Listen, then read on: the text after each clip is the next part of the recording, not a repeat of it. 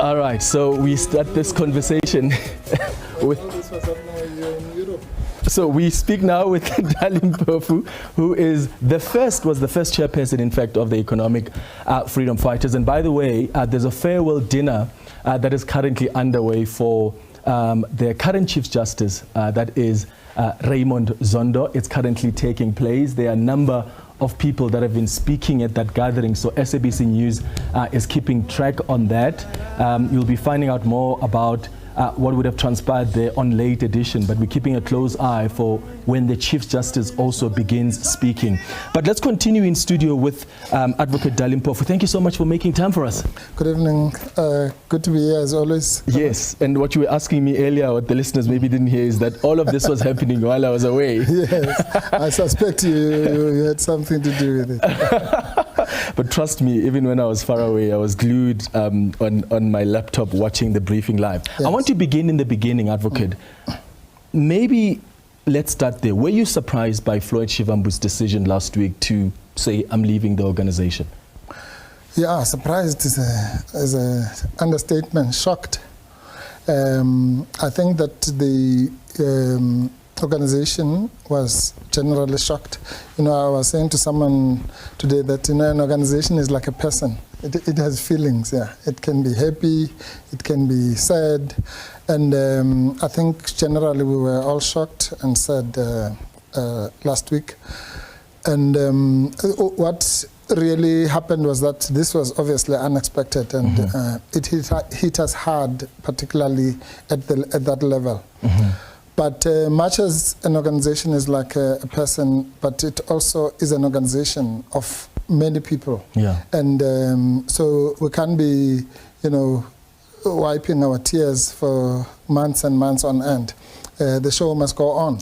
And that was really what most people don't understand, for example, with what the EFF president was saying last week, and what he was saying when he was addressing us as the ground forces. Yeah, help us understand that. Yeah. What was he trying to say? Because last week the suggestion was, we're not going to be going into personal attacks. We respect the decision. He can go. We're going to focus on the movement. But last night he was quite aggrieved. I mean, he went for the jugular. Yeah, well, this is politics. You know, it's not for the faint-hearted, as I say. So that's why I'm saying I'm speaking here as a ground force from Ward 73, Johannesburg. So when he was addressing us in that capacity, he obviously had to take the mantle of the leader who must give direction. That's a different thing to addressing, you know, a press conference in some air-conditioned place and in our head office. Because now our task is to make sure that the masses of our people in general, but more importantly, our membership is not left in the lurch wondering what's happening. Direction has to be given. We're not like the other organizations that are, you know, in denial. There's another organization that just lost power, and it's still in denial. We have our hearts to our sleeves, and you correctly say we're honest. So when we were sad last week, we were sad. It was not being put up. Yeah. And when we are combative now to say let's rebuild, that is also true. That's when it's not like we're acting. All this is part of the bitter struggle for the liberation of our people. And these things happen. You know, I was saying to the president of the EFF last week, this is what happens. You know, you go, you might have 4 or 5 generals, you go into a war.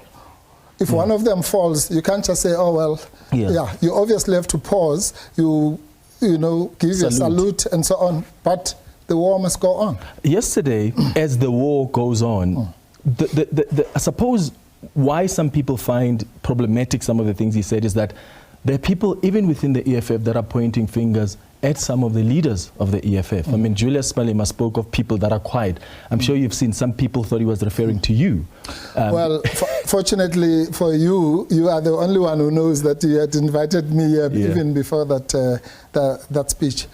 No, look, the issue, as I was saying, I mean, where we started, we were all shell-shocked. Maybe some people were even confused. But what is worse is that the membership, I mean, people like me, I'm not a leader of the EFF anymore, but because I'm a former chairperson, people will phone all over the country, what's happening, totally confused and so on. So it was important. I thought that the most brilliant thing was to start the process of addressing the membership and showing the posture of the organization.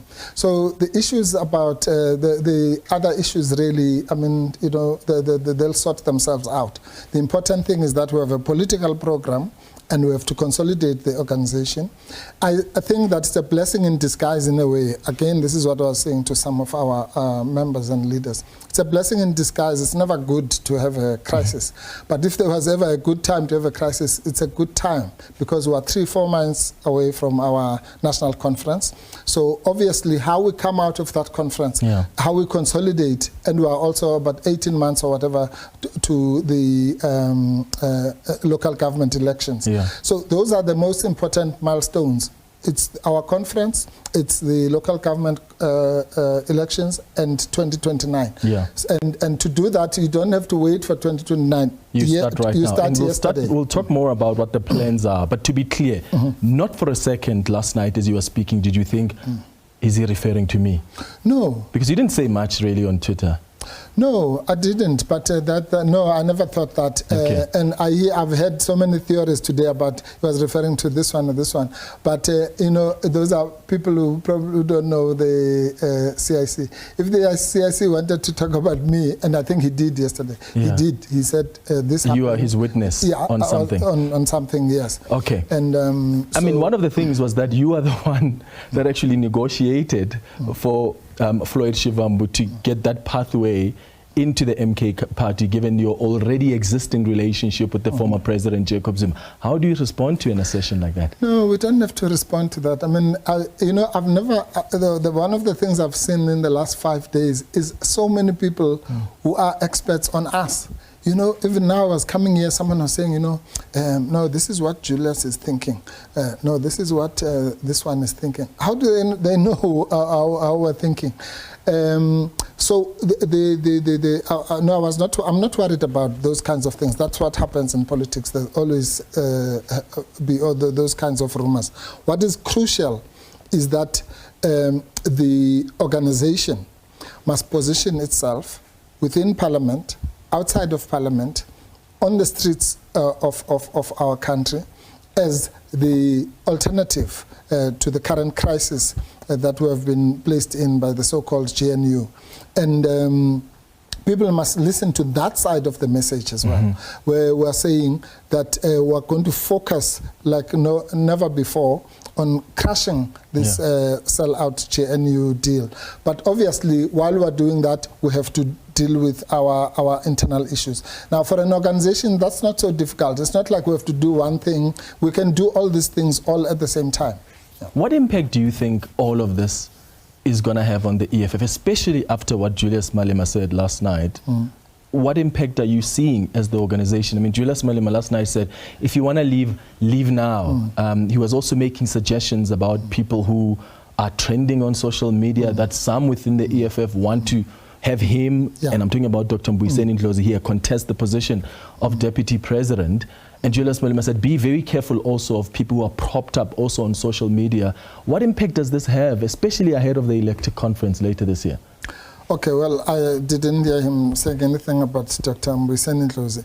But the impact that it's going to have on the EFF depends on us.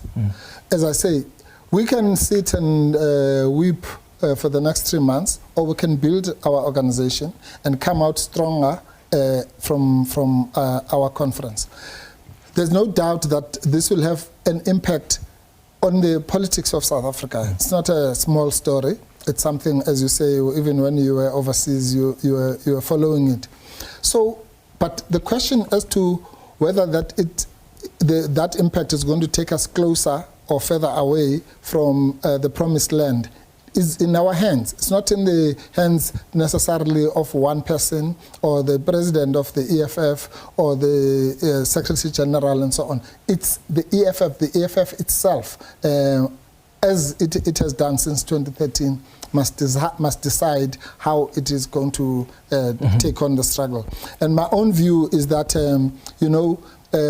as they say, in politics, you must never waste a good crisis. So this might well be an event that's going to rejuvenate and in a way also clarify who's who in the zoo. So if there are people who are half here, half there, they must make up their minds. Where are you? Are you half here, half there? Are you in the party? No, we are all here. But also people expect us. You see, an organization, a political organization like this is a voluntary organization. So if you come and join the EFF, we don't have an interview and say, why are you joining Clement? So when you leave, we're also not going to have an interview. It's a voluntary association. It's a democratic country. You do what you like. But the most crucial question is what you're asking. What is then the impact on the organization? And we must make sure that we arrest that, and we must make sure that our membership is ready for the real war, which is against the enemies. To be clear, you are going to be part of that war. You're not going anywhere. You're still very much part of the EFF. I'm not just part of the EFF.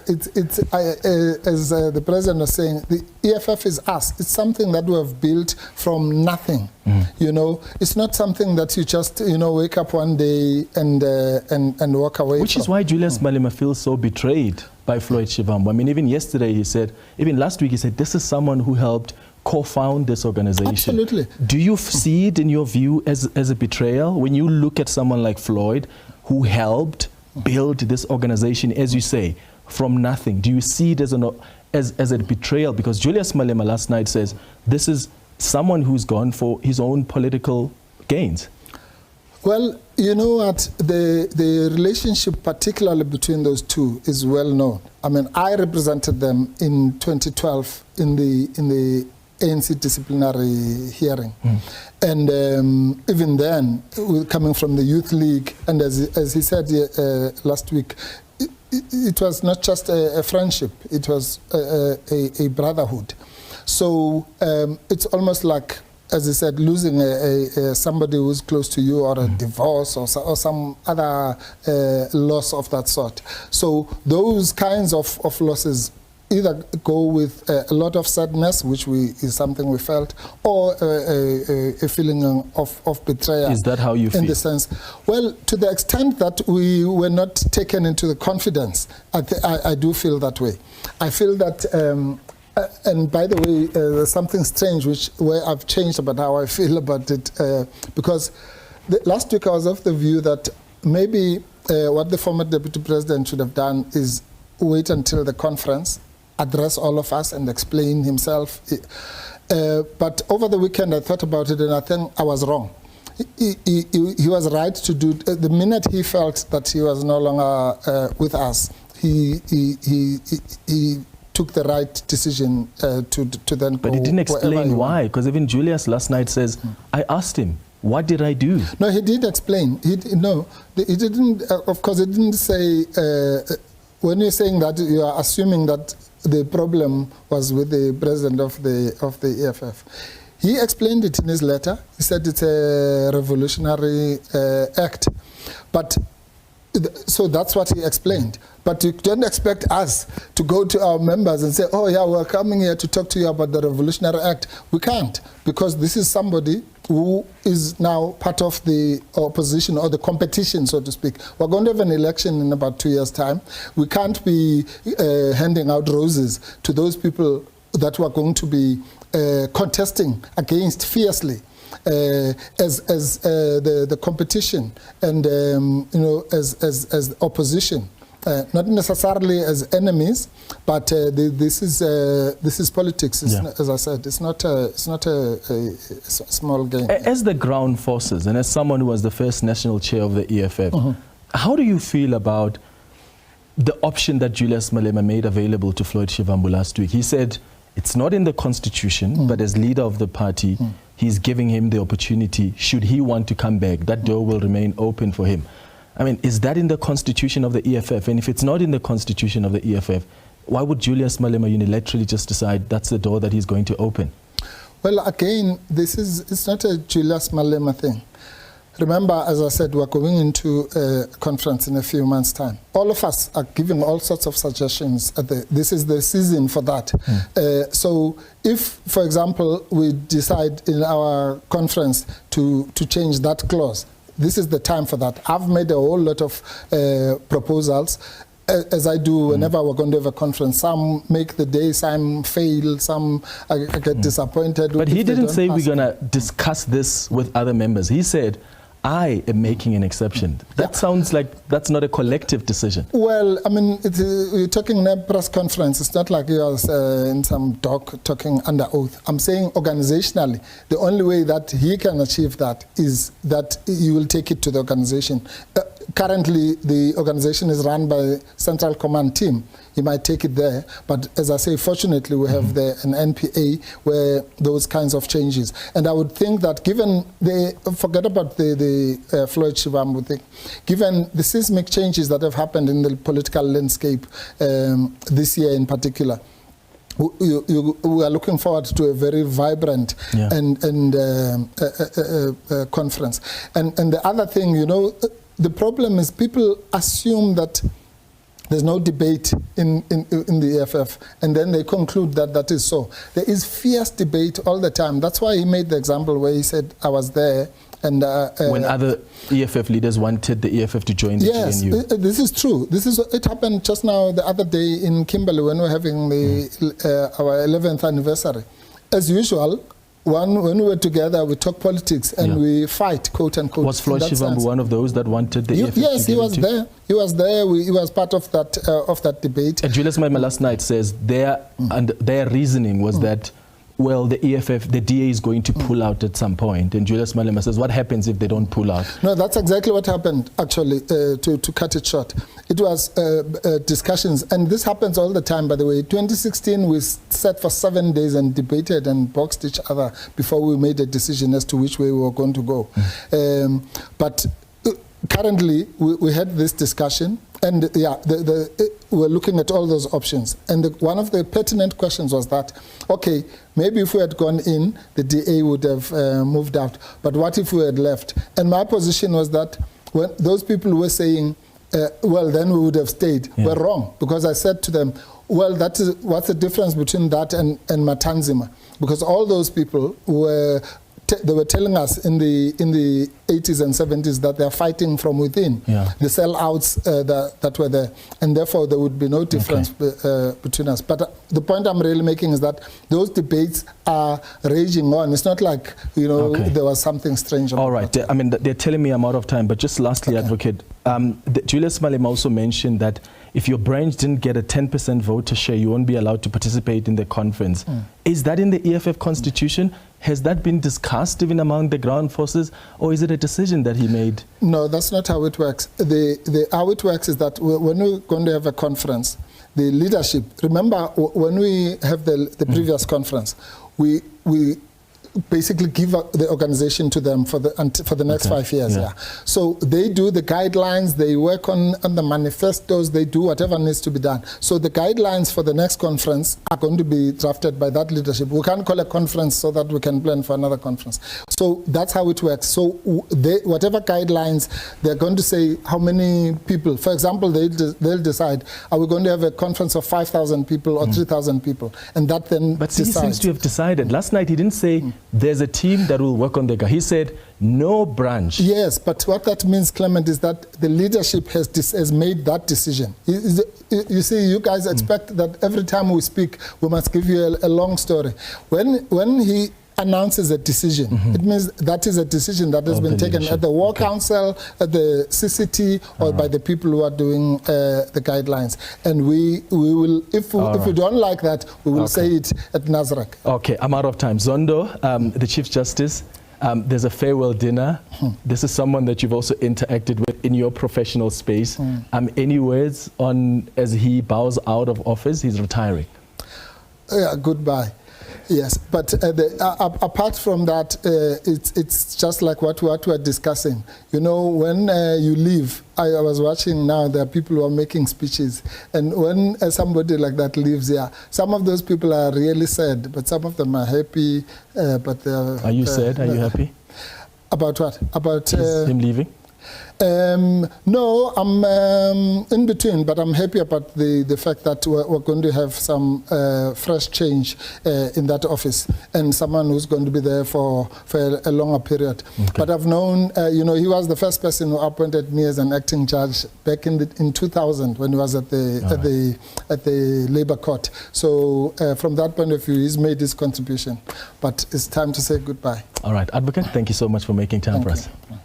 All right, that's where we wrap up that conversation. When we come back, we will speak to the Premier of Gauteng, Panyaza Lesufi. Stay with us.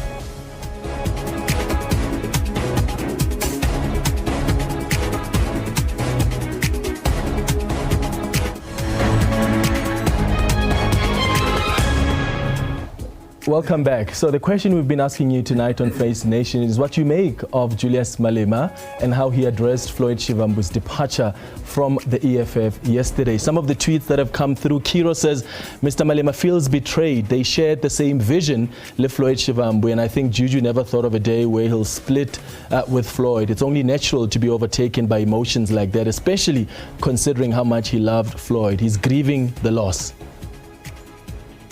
Sabelo says, poorly, he was too emotional and bitter, which made him look very weak. And Klapo says, I think this move was a political strategy. It's a move considering the press briefing farewell. It is justified by that. Notorious says he was betrayed by his best friend, his brother from another mother. It is painful to be betrayed by someone you trust. Put yourself in his shoes and think about the person you trust and how you will react if they can betray you one day. But Julius is a fighter. He's strong and powerful. Thank you so much for some of those.